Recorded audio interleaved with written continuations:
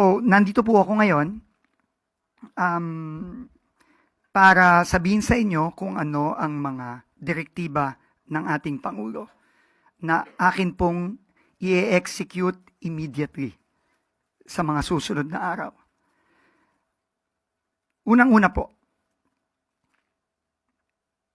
ang unang-una ko pong order na ilalabas ay ang pag-order ng courtesy resignations top to bottom, USEC, ASEC, Division Head, Regional Director hanggang District Engineer ng buong bansa. Yan po ang unang-unang order na gustong ipalabas ng ating Pangulo. Ito po ay simula ng sinabi nga ni Yusek Claire kanina na clean sweep, paglilinis. No? Yan po ang unang-unang direktiba ng ating Pangulo. Nag-usap po kami ng matagal kaninang umaga. Sabi niya, linisin ang DPWH.